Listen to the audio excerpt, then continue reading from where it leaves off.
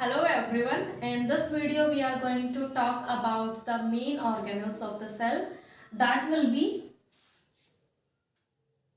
rough endoplasmic reticulum, SER, smooth endoplasmic reticulum, followed by Golgi apparatus. So these are the main important organelles of the cell. In our previous video beta we have seen the structure of nucleus. Nucleus कैसा structure था? That is known as boss of the cell and that was very important for the cell. इसलिए जो उसकी protection थी हमने कितनी membrane के साथ कर रखी थी? The nucleus is having two membrane. दो मेम्ब्रेन हमने न्यूक्लियस को क्यों दी है? क्योंकि ये काफी इंपॉर्टेंट है because it has genetic material in the form of DNA. Fine. And here I need to draw one more membrane. लेकिन ये मेम्ब्रेन क्या होती है? पूरी तरह कॉन्टिन्यूस नहीं होती है. ये मेम्ब्रेन कुछ ट्यूब्यूल्स लाइक स्ट्रक्चर बनाती है. These tubules are known as endoplasmic reticulum. तो ये देखिए, इसने हमारी ट्यूब ने यहाँ पे एक स्ट्रक्चर बना लिया. थोड़ी सी ट्यूब्यूल्स हम यहाँ पे बना देते हैं. In the center there was a nucleus और फिर ये यहाँ से ऐसे कनेक्ट होके कंप्लीट बन जाती है. So this whole thing is known as nucleus. Nucleus की इनर मेम्ब्रेन आप अंदर देख रहे हैं. The outer membrane is making the tubular like structures known as endoplasmic reticulum. दोनों ही हमारे रेटिकुलम हैं, लेकिन एक रेटिकुलम क्या कहलाता है? रफ. और दूसरा रेटिकुलम क्या कहलाता है? स्मूथ. आइए देखते हैं इन दोनों में डिफरेंस क्या है. See here, this is smooth, double O will be there. This is smooth endoplasmic reticulum. Plasmic reticulum, reticulum. Fine. And this one is again endoplasmic reticulum. लेकिन इसको हमने ये देखे थोड़ा सा रफ सरफेस दे रखा है. And these things we are going to talk about a little bit later on. And this type of endoplasmic is known as rough, क्योंकि सरफेस पे हमने कुछ बीड लाइक स्ट्रक्चर्स को अटैच कर दिया है. Rough endoplasmic reticulum. And this things, आइए अब हम इनको देखते हैं. ये जो राउंड स्फेयर्स हैं, these spheres are known as ribosomes. Ribosomes हमने पहले भी डिस्कस कर रखा है. These ribosomes are like machines and these machines are responsible for the formation of proteins. So ribosome क्या बनाने की मशीन है? These are the machines for the formation of proteins. तो राइबोसोम्स किसके पास है? RER के पास है, रफ एंडोप्लाज्मिक रेटिकुलम के पास है. तो रफ एंडोप्लाज्मिक रेटिकुलम भी क्या बनाएगा? प्रोटीन बनाएगा. और इसलिए रफ एंडोप्लाज्मिक रेटिकुलम को हम कहते हैं protein factory. So who is known as protein factory of the cell? It is rough endoplasmic reticulum.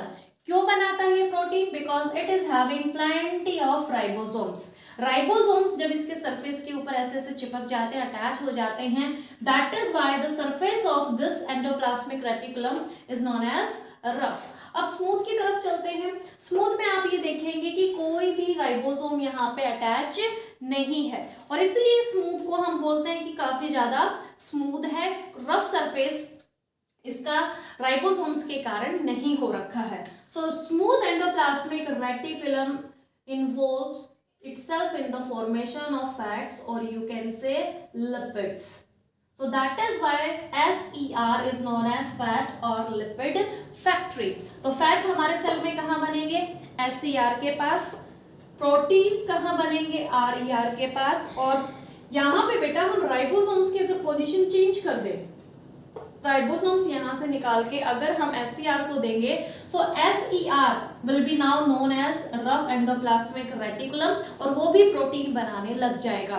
So what is the bottom line? That ribosomes are very important. जहां ribosome होंगे वही protein synthesis का काम चलता है. So these are our two main organelles, RER and SER.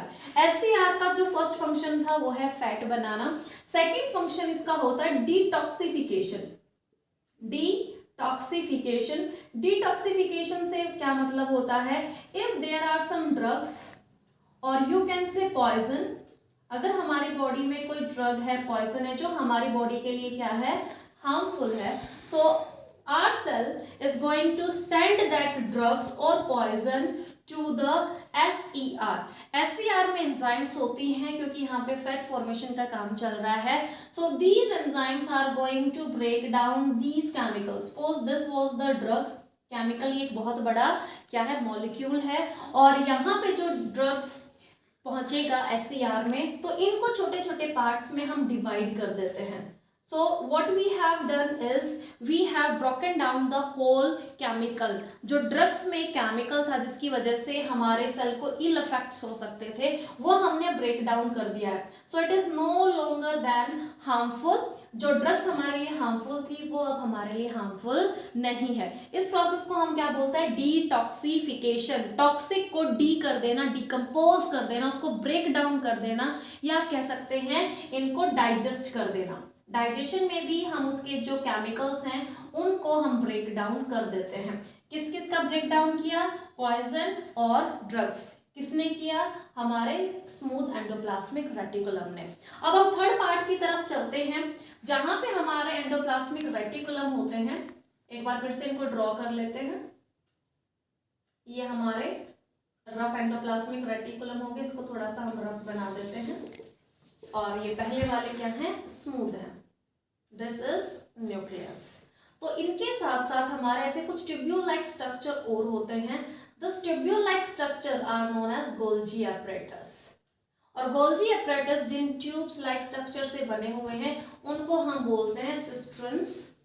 So how many cisterns we are having right now? 1, 2, 3, 4 and 5.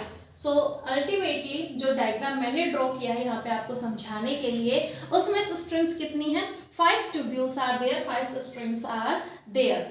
Camillo Golgi was the scientist, Camillo Golgi, जिन्होंने इसको firstly discover किया था। सो Camillo Golgi के नाम के ऊपर ही हम इसको क्या बोलते हैं, गोल्जी एपरेटस। सो लोकेशन कहाँ है, जहां पे हमारे एंडोप्लाज्मिक रेटिकुलम्स होते हैं, वहीं साथ में हम किसको देखते हैं, गोल्जी एपरेटस को। यानी 3 चीजें सेल में एक साथ कनेक्टेड रहती हैं। जहां न्यूक्लियस होगा वहां एंडोप्लाज्मिक रेटिकुलम्स भी होंगे, स्मूथ भी रफ भी। जहां हमारे एंडोप्लाज्मिक रेटिकुलम होंगे उनके साथ में हमारा एक तीसरा ऑर्गेनिल होता है जिसको हम बोलते हैं Golgi apparatus. Now look at the function. The first function is storing, modifying and packing of products and packing of products। ये products क्या है बच्चे, these products are made by SER, RER, यानी फैट और प्रोटीन की हम बात कर रहे हैं। उनकी स्टोरेज का, मॉडिफिकेशन का, पैकिंग का काम अब कौन करेगा, गोल्जी एपरेटस। और गोल्जी एपरेटस मान लीजिए ये आपका कोई प्रोटीन था, राउंड राउंड प्रोटीन हमने बना लिया है, तो ये एक वेसिकल राउंड लाइक स्ट्रक्चर बनाता है और प्रोटीन को या फिर फैट को हम ट्राइंगल से दिखा देते हैं, उसमें पैक करके ऐसे सेंड कर देता साइटोप्लाज्म में। एक बार फिर से हम देखते हैं, फैट और प्रोटीन, SER फैट बनाएगा, ये हमारा प्रोटीन बनाएगा। तो ये दोनों चीजें हम किसके पास भेज देते हैं, गोल्जी एपरेटस के पास। गोल्जी एपरेटस क्या करता है, इनको स्टोर करता है। मॉडिफाई का मतलब है इसमें जो भी कमी है, इनमें जो भी फिनिशिंग का पार्ट रिक्वायर्ड है वो यहाँ पे गोल्जी एपरेटस में प्रोसेस होता है। और उसके बाद पैकिंग का मतलब है the small types of vesicle. Vesicle में अब हमारे गोल्जी एपरेटस ने प्रोटीन और फैट को पैक कर दिया है और साइटोप्लाज्म में रिलीज कर दिया है। सेकंड थिंग इज, इसीलिए बेटा गोल्जी एपरेटस हमेशा एंडोप्लाज्मिक रेटिकुलम के पास होता है। ये प्रोटीन और फैट बनाते हैं और ये उसको मॉडिफाई, पैक और स्टोर करता है। Second thing is making of complex sugar utilizing the simple one.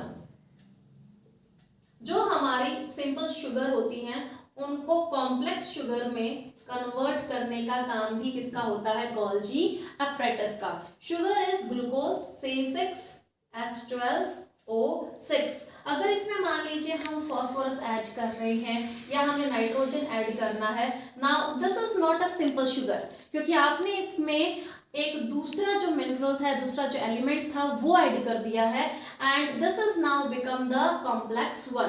तो ये जो कन्वर्जन है सिंपल शुगर से कॉम्प्लेक्स शुगर बनाने का, ये काम भी कहाँ चल रहा है, गोल्जी apparatus में चल रहा है। And the third function is formation of lysosomes. So these lysosomes जिनको हम बोलते हैं सुसाइडल बैग्स, ये भी कौन बना के रेडी करता है, Golgi apparatus। Golgi apparatus lysosome में स्पेशल टाइप के प्रोटीन डालता है। ये प्रोटीन्स क्या हैं, आगे चल के डाइजेस्टिंग एंजाइम्स को फॉर्म करते हैं। डाइजेस्टिव एंजाइम्स में ये अपने आप को कन्वर्ट कर लेते हैं। Digestive enzymes are the very very special one, क्योंकि जितना भी ऑर्गेनिक मैटर होता है ये उसको डाइजेशन करने में हेल्प करती हैं। So these are the three main organelles which we have studied in this video. Smooth endoplasmic reticulum is known as fat factory. Rough endoplasmic reticulum is known as protein factory. What is the difference? It does not have ribosomes. It has lots of amount of ribosomes. Next thing is the Golgi apparatus. Golgi apparatus किसने discover किया था, कैम्लियो Golgi ने। कैम्लियो Golgi क्या कर रहे हैं, उनके जो ट्यूबुलर स्ट्रक्चर थी उनको सबसे पहले वर्ल्ड के सामने रखा था that this is a very very special organelle जहां पे ये तीन फंक्शन हो रहे हैं। तीन फंक्शन कौन कौन से थे, storing modification of the products, these products are fats and protein. Second, it is going to make the complex sugar with the help of simple sugar, and the third function was formation of lysosomes. Thank you everyone. In next video we will be talking about lysosomes and the mitochondria.